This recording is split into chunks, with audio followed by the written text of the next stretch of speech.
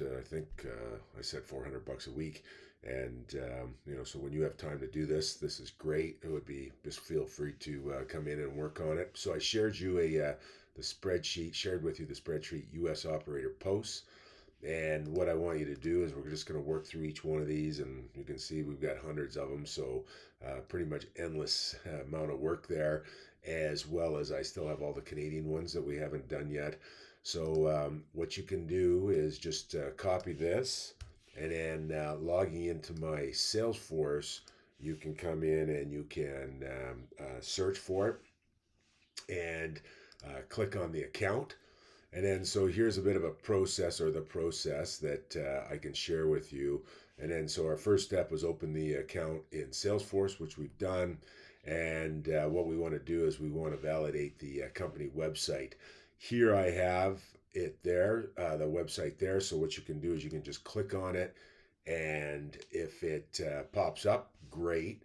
If it doesn't pop up, you can then just scroll down a little bit, and down here under custom links, I've got the Google search, and it will search the company, and we can see that they do have a website. And if the link didn't work, you can copy this and then bring it back to this link here, hit the little pen, edit it, and put that website in there. So that's our first thing that we want to do, is validate the website address. If there is no website address, we're going to have an alternative process, which I'm going to send you a different video on right now. But I think the majority of the ones, if it doesn't have a website address, skip that record for now, and then we'll go in and take a look at what we want to, the next process on that side of it.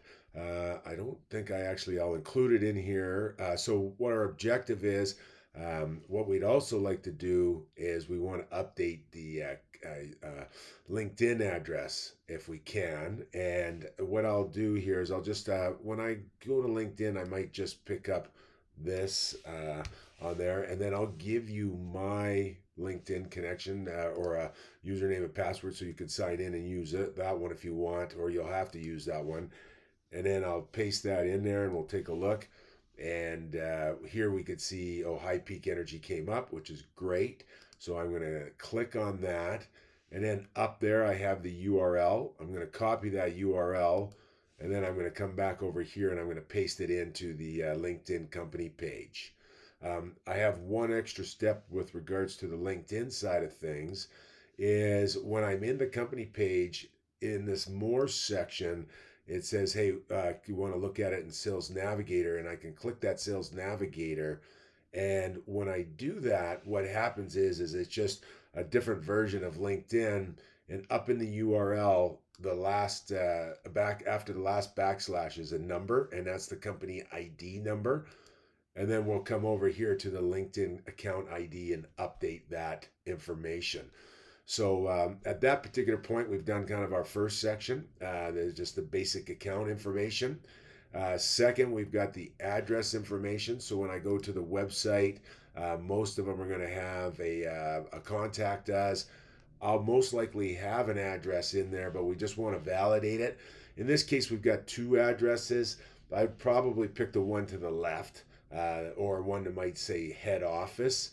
And that would be the one that we want. So we're going to come in here, we're going to grab that. We're just going to go in, we're going to validate it, and take a look at it and say, is that the right address? If not, you can just click the pen and update it.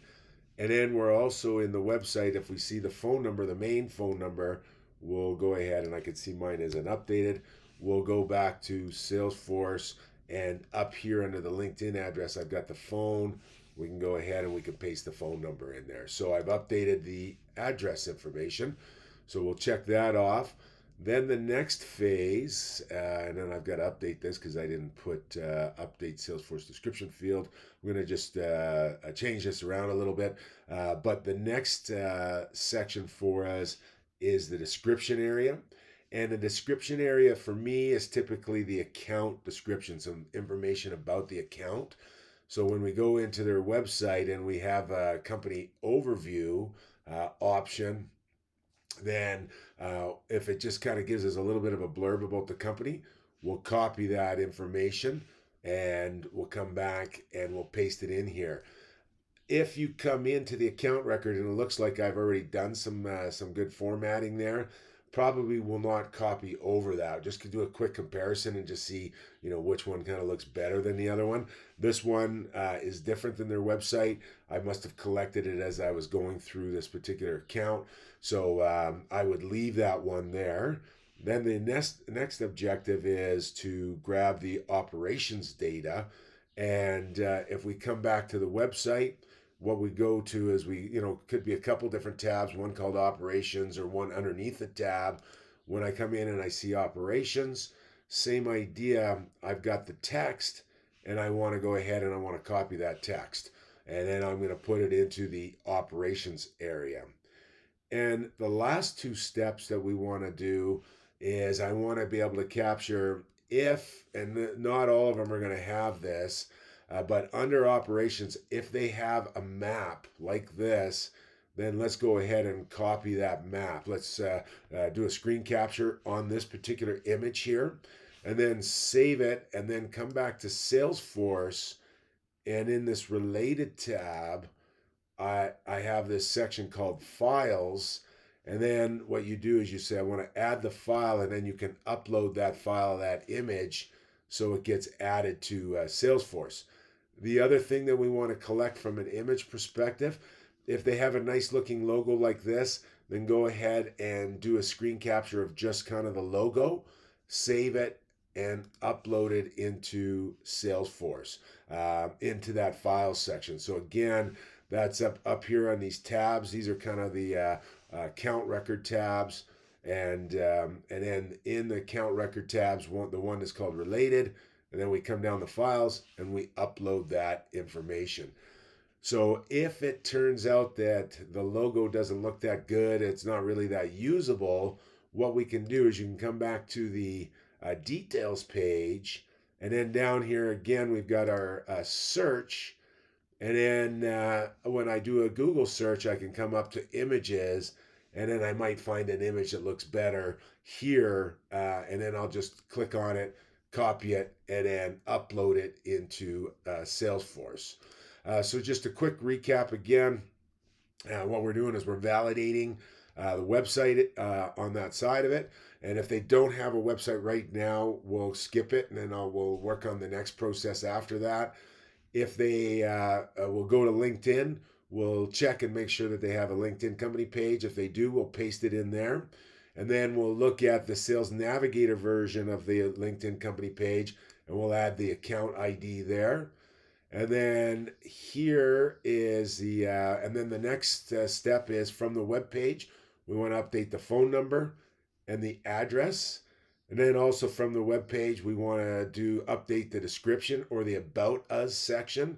And then we want to update the operations information and put that in there. And then we want to capture under related, if they had a map on the kind of operations area, we want to add the map to the record. And then if we want to get the logo, and we can copy the logo from the website, or we can do a Google search looking for the logo. Then when it's all done, come back to the spreadsheet and just mark it as completed. And that way I can go in and take a look at it. There'll be 2 or 3 more steps to this particular process that we're working on, but this is the first part that can get you up and started on that side of it. Try a couple, and then we'll set up a call and we'll go over the process.